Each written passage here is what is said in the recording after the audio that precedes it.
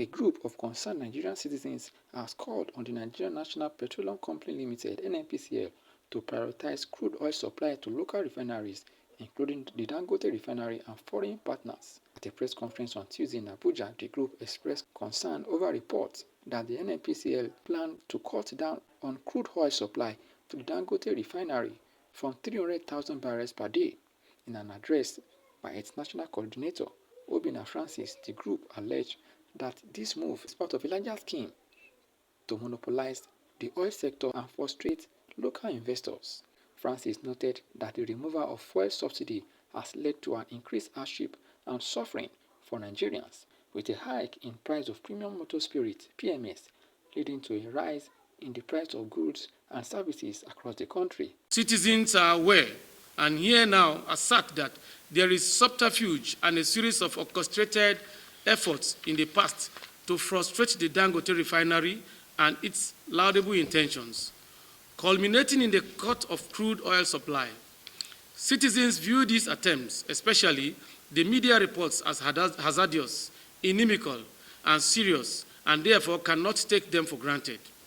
Hence, they need to call the attention of the world to it, beginning with frustrating the Dangote Refinery by cutting down on crude oil supply from the current allocation of 300,000 barrels per day.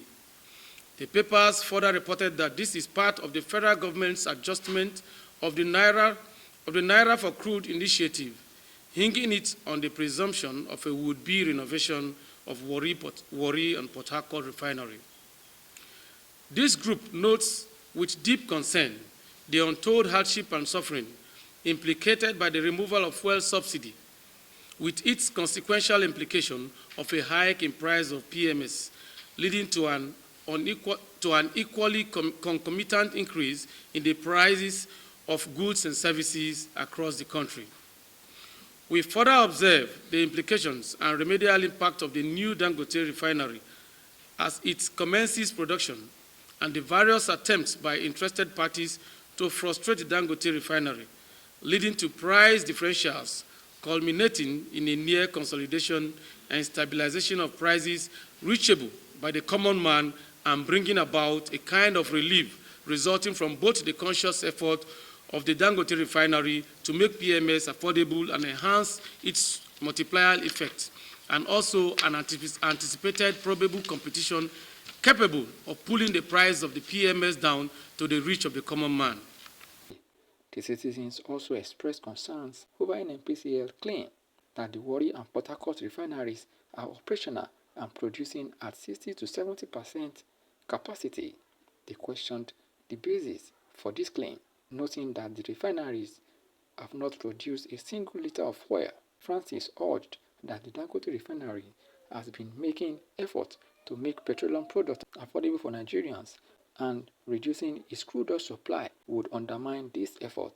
The refinery's operations, they noted, are not a burden to taxpayers, unlike the government-owned refineries.